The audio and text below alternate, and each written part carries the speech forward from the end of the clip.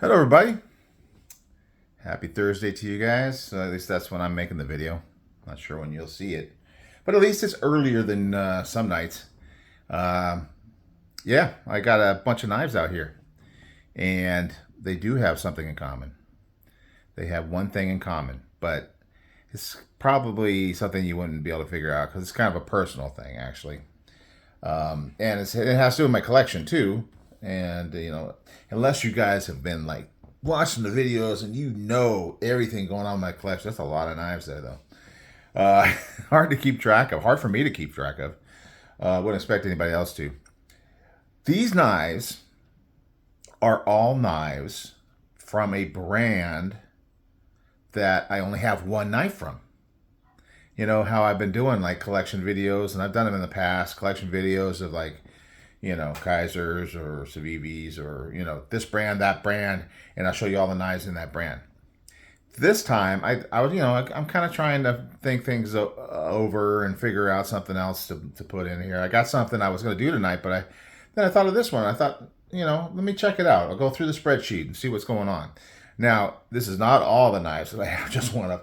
There's way too many, so I would, be doing like an hour and a half video, and that would not be good. It's already going to be long enough as it is, right? So I kind of narrowed it down. What I decided to do is I decided to say, okay, what are knives that I only have one from that brand that I really want to get more from that brand?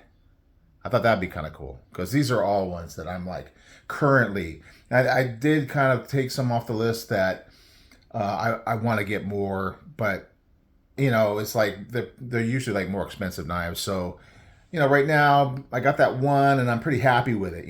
Like the Chris Reeves, the Nkosi. I'm pretty happy with it. I'm not actively looking to get another Chris Reeves right now. I mean, if we're falling my lap, with like a good price on a secondary market or something like that, but I'm not actively, shopping around for them. Whereas with all these guys here, and another interesting thing, and maybe a little guessing game for you guys as I go through them, there are only 3 of these brands that are not going to be at Blade Show, which blows my mind. So many of these ones that I want to get are going to be there, which means I'm going to spend all my money, and I'm still going to have knives that I want to buy that hopefully I won't go into the credit card too much. We'll see. You'll get a report. You'll find out.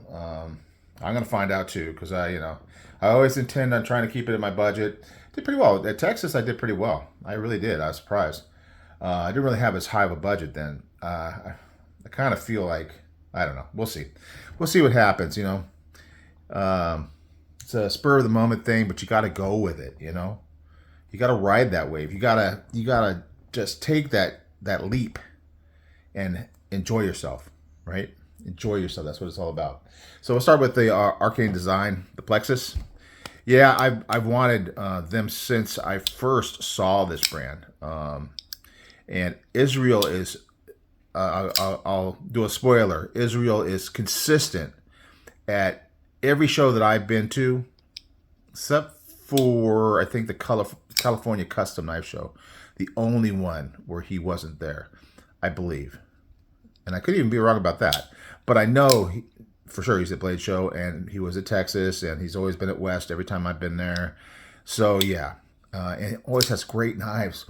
Now, you look at them. I mean, there's a lot going on here.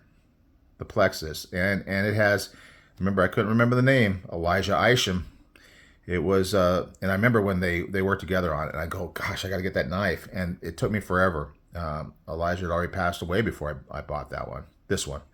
And, yeah, they had I think it's an antimatter, which is like a dagger.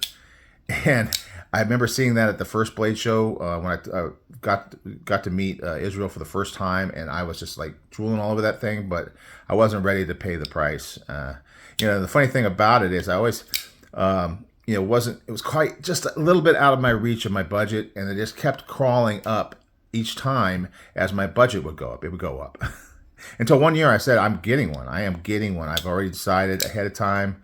I'm not going to, spend all my money and then say, oh, I shouldn't spend that money. I'm going to go ahead and buy it before I run out. So that's what happened with this one. So I do want one. I may not get one at Blade Show. I don't know. It's not really high on my list, but I'm definitely love the design.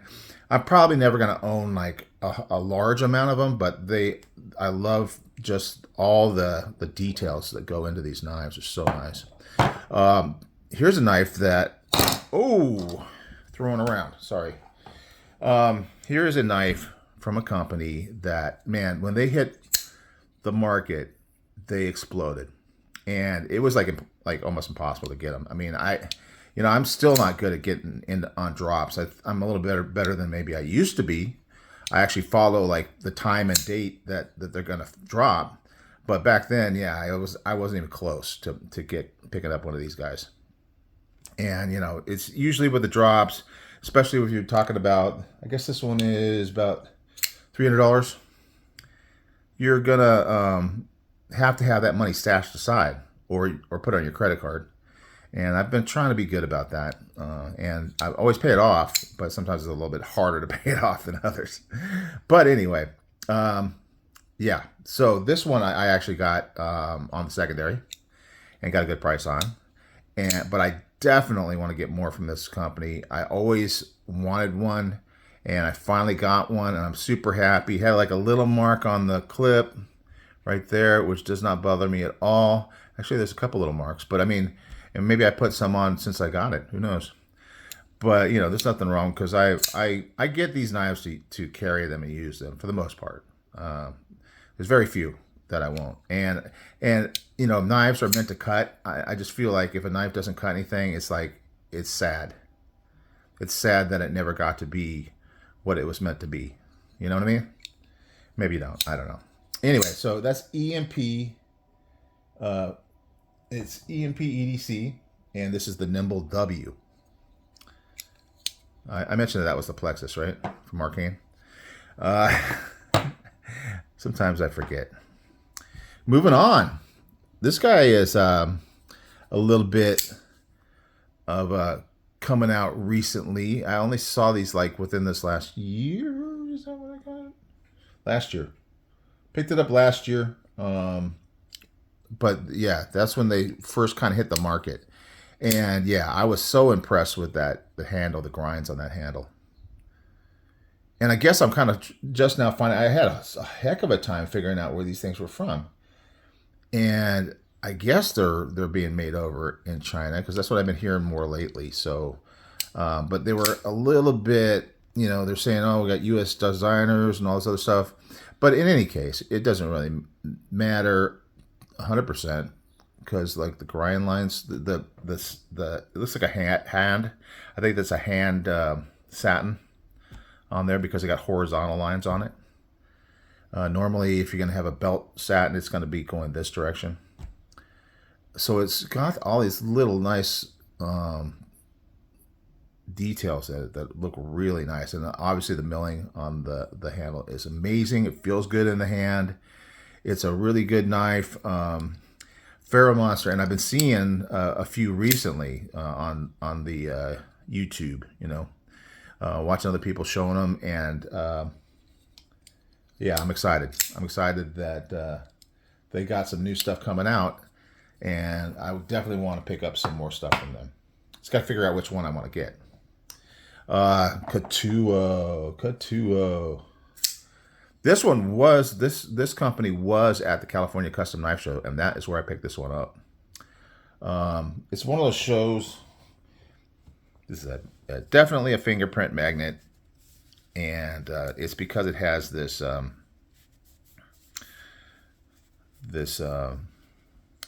the name of that material? Wait, I'm sure I got zirconium. No, zirconium. Zirconium is made with zirconium, but it's got zirconium in the middle there, and it looks so pretty until you put your fingerprints on it. But it's just amazing, and it's big old chunk. I mean, that's a lot of zirconium, and it's not cheap stuff from what I understand. And the design is so cool. It's really nice. There's a couple of these knives that are so sleek, and I don't mind holes in the clip. That's not a problem. I'll even deal with holes in the scale sometime. Got one coming up here. But man, just the way the milling is done here, it's kind of like a little bevel there, a little rounded off. It's not like a chamfer. It's like a fillet in there. It's like a rounded portion there. It's just detail, detail, detail. That little, even that little fuller sort of thing for flicking it out. It's not the easiest to flick with, but it looks good. I love this blade shape too, that reverse tanto. I'm not afraid to call it reverse tanto. I know some people would call it something else. I don't know, sheet foot, modified sheet foot, all that kind of thing.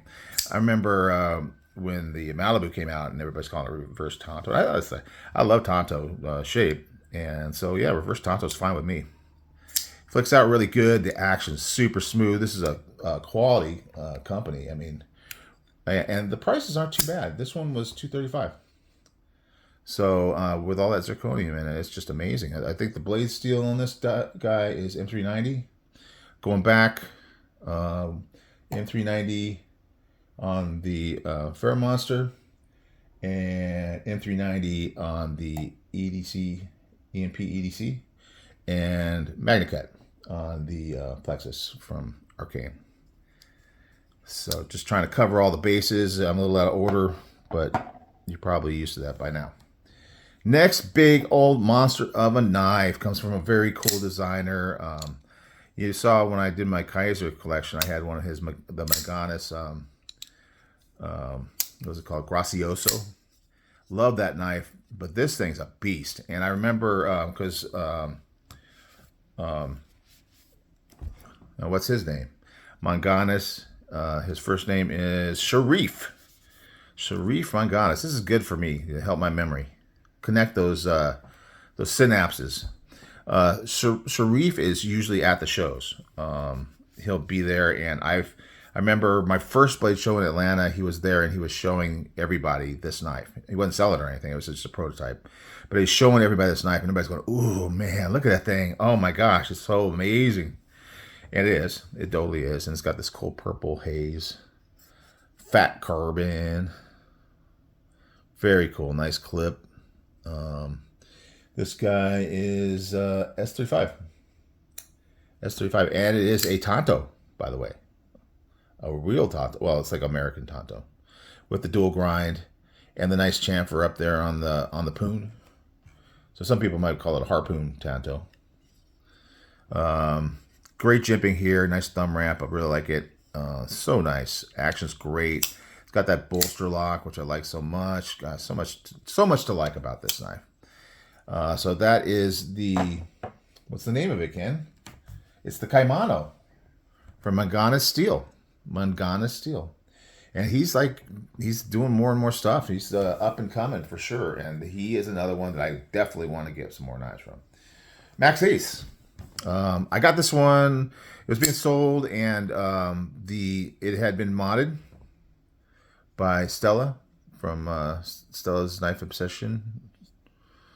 And she did an amazing job on this. And so, yeah, I had to pick that guy up. It just still really beautiful.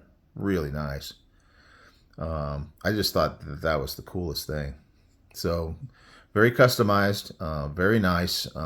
Little knife. Small for me. The Meerkat from Max Ace. But the action is extremely awesome. It just feels really good. Nice hole to flick it out with. You know, you can do the thumb even. I could do the thumb even. So that's amazing. It's got that kind of bead blasted. I don't know if it's bead blasted. Looks like it's bead blasted to me. On the secondary bevel and on the chamfer, makes it really look nice with that two-tone. And then satin on the flat. Very nice. The whole presentation of this knife. Good backup knife. Good one to fit in the back pocket next to the cell phone. On the left side, sitting across, clipped on the pocket and sitting with the blade on the edge of the, the outside edge of the pocket. Real nice. Next, this is one of the ones I've had for a long time, and I've shown it on and off for sure. Except I got it out of order. I'm gonna switch this around. All right, so this is one that I haven't had as long, and interesting enough, you know, I got my knives all, you know, put into different cases, and it really helps to have my spreadsheet and have it tell me where to find it, because you know my memory, and because it just makes it so much easier to not only find them but to put them back. It's like heaven. So very nice. But the majority of these knives are coming out of what's called my my premium case. You know, they all got to have some kind of name for it. This next one here, it's got a little something on it. Not bad though. It's from the budget case. The budget case. This guy here. This one is a. You know, I had a list of different brands that I wanted to get, and Monterey Bay Knives was always one. And I saw this Old Guard. It was something. They have a lot of stuff that's not in stock. I think they do a lot of small batch. This is actually from China, so it makes it less expensive. But it's still a very, very nice design. I mean, designed by the man from, which I can't remember his name, but the guy from there, Monterey Bay Knives. Beautiful look. They have a more premium version of this with titanium. This one, for one thing, it is called the Old Guard, and it's a liner lock, and it's 14C28N, and it's got G10 handles, which are very, very nice, and a nice wire clip, which is very nice, and some good thumb studs that work really well. Washers, which is, you know, most of the stuff coming out of China, you're going to get that bearing action, but this one's got the washers. So if that's what you like, if you like washers, and I do like washers, you know, it's just a different kind of feel, and there's something satisfying about it, whereas, you know, the bearings are very cool as well with the drops and stuff like that, but it is extremely smooth all the way through, just really smooth.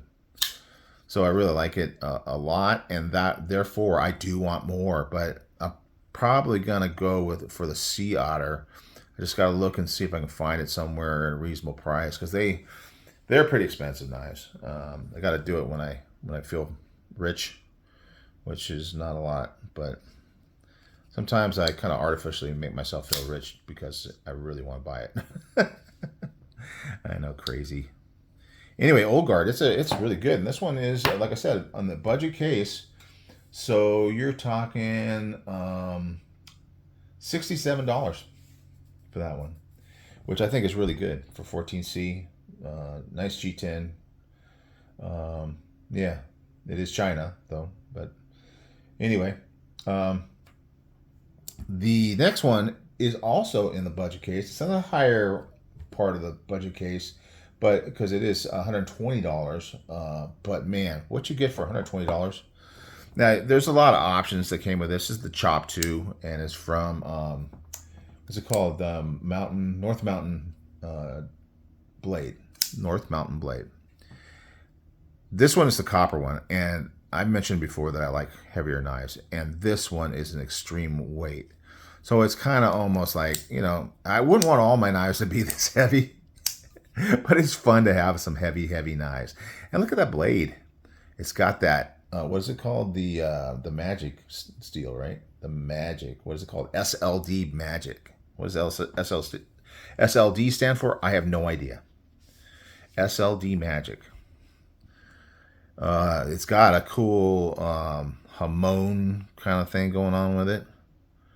I forget exactly what caused that. If it's this may be a Sanmai, or maybe a Hamon, meaning that they put they differentially heat treat it so that the edge here is very hard, and and up here had clay on it during the but I can't remember which one it was. I think this is a Sanmai, which means that there's probably a different steel, but it has the SLD Magic in the middle, which is the premium steel.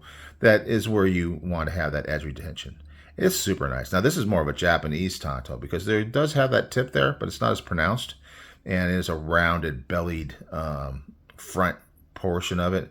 Great Japanese look to it. That's what I really liked about it. I mean, I grew up watching samurai movies, all kinds of action movies with knives and blades and, you know, swords.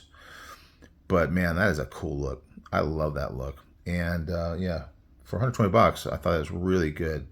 They do make the blades in Japan, from what I understand. I think the handle materials are made in China, so kind of a mix of the two.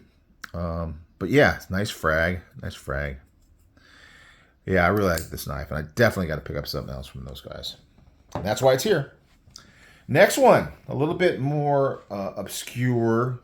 They don't make a ton of different brands, I don't think. I mean, I've seen some other ones that I definitely want to hopefully get, but it's Null Knives. And I remember I went to Blade Show West one year, and I said, man, I want to get this Voodoo. And it has not disappointed at all. It is pricey. Pricey, pricey, pricey. The Voodoo bolster lock with the, so it's got the titanium here and the micarta down here, which is interesting, but it's such a nice look. And then a titanium clip. What else we got on here? We also got M390 steel. They call it a sheep's foot blade, but you know what I call that. But it does kind of have a little rounded thing on it, so it makes it a little bit more pointy on the end, which is cool. I really like the style. The style of this knife is just so nice. It's just so nice. A bolster lock again, which I love. And it is made in China. I don't know who's OEMing them. Maybe it's got to be like a Riyadh or Bestech. Somebody really good, because these are so nice. Or maybe they have their own. I don't know. I don't know. I can't. If I knew, I probably knew at some point when I first got it, and I've forgotten since then. But Null Knives are just so nice. Like I say, what was the price on that guy? The Voodoo was $360, and that's definitely getting up there for me. Speaking of pricey, this one is from Renegade EDC or Renegade Provisions. I don't know what they got both names, and I'm not sure what one means and what the other means. But yeah, this is the Gungnir. This is that Odin spear thing, and it's just a beast. It's a humongous knife. So cool. Drops. I found it on a great sale. Normally it's like $425. I forget what I got it for. It was just in the 300 somewhere. Can't remember what it was, but yes, so nice. Great flicking action. Because the blade is so heavy, and of course it's going to drop. It's got a nice little, because it has a flipper, it's got a nice place for it to land on your thumb before you get out of the way. So you're not getting caught by that little corner there, which is nice. Great hollow grind. Deep, deep, deep, and very thin behind the edge. It's just like paper thin behind the edge. It's like you can sharpen it, and it feels like it's going to get thinner behind the edge when you sharpen it, because it gets so thin. It's kind of scary how thin it is. Like some of Satu Dave's hollow grinds that he was doing back in the day. Yeah, so great. The one that I want to get is the GOM, the God of Mischief. I don't think they have many knives. That may be the only other knife they have, but I know I want to get that one. So that's why this one ended up out here. It's a little more inexpensive, but it's still expensive. But I definitely want to get one. So we'll see. We'll see what happens with that. I don't think they're still in stock, so I'll probably have to get it like on Blade Bench or somewhere like that. This next one, oh yeah, this brand is really just looking so good. If it weren't for Blade Show coming up and me trying to save money, I probably would have already bought something from them. This is Tuya Knives, and this is the Wolf. And yeah, it had a little drama getting this one, but man, it is so nice. That micarta, that old-fashioned looking paper micarta, is so sweet. The detent on it is still nice and stiff, but it's broken in, because it was like I could barely even flick it when I first got it. But man, and it's got that recurve there. The American Tonto with the dual grind. Those grind lines are just sick. So nice. So very cool. I love this knife a lot. A lot. And I definitely need to get more from them, because they have been just hitting them out of the park. Like I said, I probably would have already got one. And those helicopters going overhead. Would have gotten one, but, saving up. But there's some good news behind that, and I will reveal that in a minute. You recognize this guy. I think most people have seen this one. Most people recognize it. It's kind of an iconic one. It's a ZT, zero tolerance. One of the more common ones, but God, that sound is so solid. And you know, it's got the dual stop pins there that just land in there and just make this sound like I'm home. I'm home. I'm not going anywhere. Solid as can be. This one was one of the first ones that I spent some real cash on. $312. 0562 tie. Both sides are tie. Love it. Love it. Love it. This was so premium when I first got it in my collection. This is the one that I said that, and I will be carrying it again because tradition from the very first Blade Show. This was my premium one that I carried that day. I mean, I know I don't like to. The thing about it is that I can replace this because it's so easy to pick one of these up. They're so common and easy to get. I mean, not cheap, but you can probably, I think you can still get them on Amazon. That's where I got this one. And so if for some reason it disappeared somewhere in the trip, God forbid, please don't let it happen because that would be sad. But I still feel the need to make this a carry at every Blade Show. So if you see a Blade Show, of course I might not have it in my pocket because if I'll have Friday, but if it's Saturday, you know, new knives are going to be coming in. You'll see. I'll do at least do like a little short of what I got each night. My haul for the day. It'll be kind of crazy the first, and then it'll kind of calm down a little bit on Sunday or on Saturday. I don't know what Sunday is going to look like because a lot of times you can get some good deals, and that ends up, you know, cracking open the credit card a little bit, pick up some nice stuff, sometimes less expensive stuff that they're just trying to unload because they don't want to take it home with them. Good deals. I've gotten some great deals on Sundays at Blade Show Atlanta.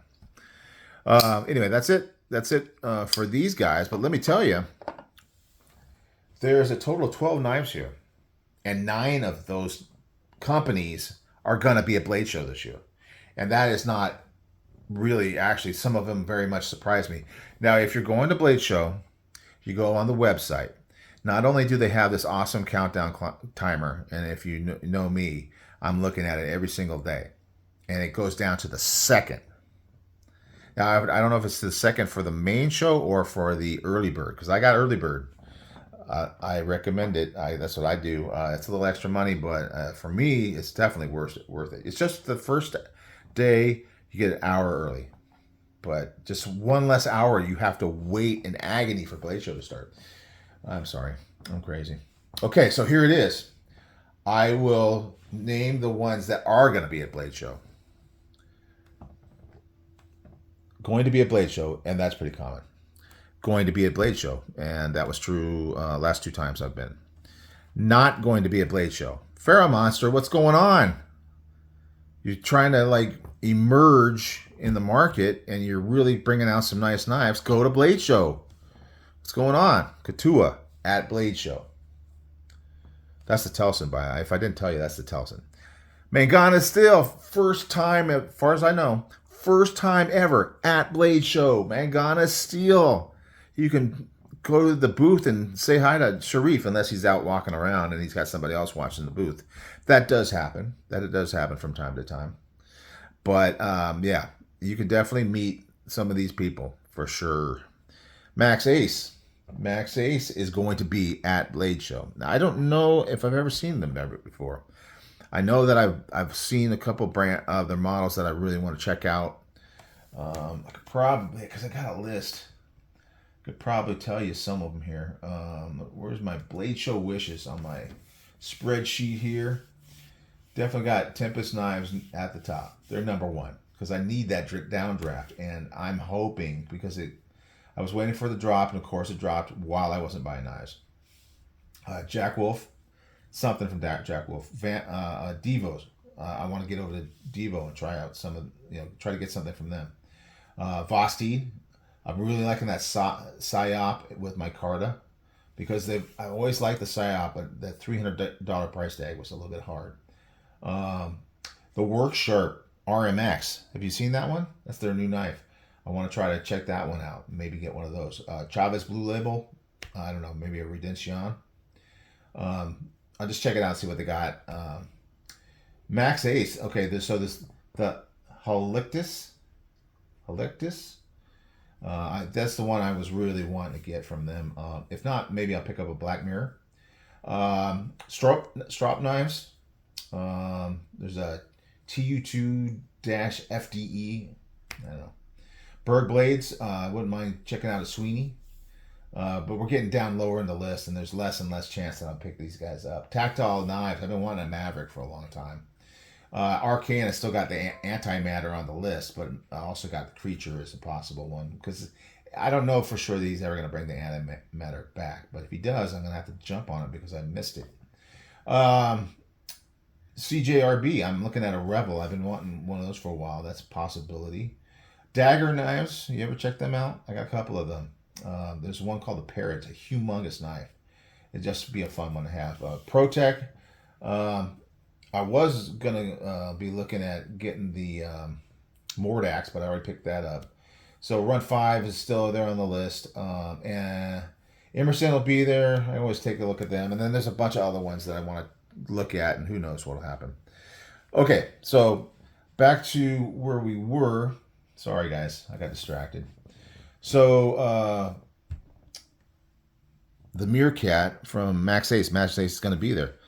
Not a big surprise. Monterey Bay Knives won't be there. They're not super active all the time. I have seen them at Blade Show West because they're from California, so it kind of makes more sense. So they're more likely going to see them there, but I've never seen them in Atlanta. Guess what, though? North Mountain Blade is going to be at Blade Show Atlanta. I think that's the first time I've heard of them being there. That's amazing. Null Knives will be there. Another not a big surprise, Renegade EDC. Because they have a lot of other stuff that they sell. The knives are kind of like a side thing for them, I think. Very nice. They do good quality knives, and I don't know who's OEMing them, but they're really nice. But that's not their main thing, so I'm not super surprised that they're not going to be there. But the rest of them, Tuya, gonna be there for sure. I'm gonna be hitting that table. And Zero Tolerance is going to be there. Kershaw / Zero Tolerance.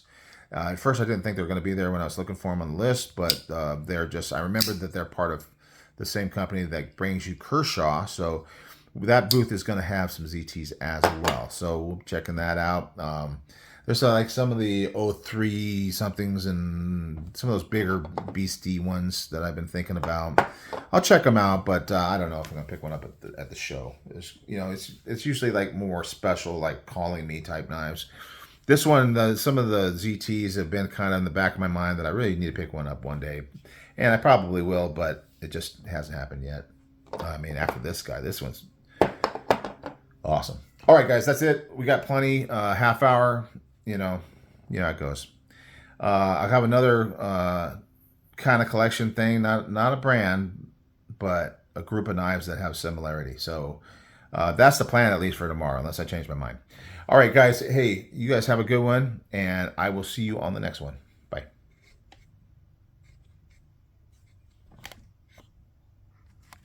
Come on.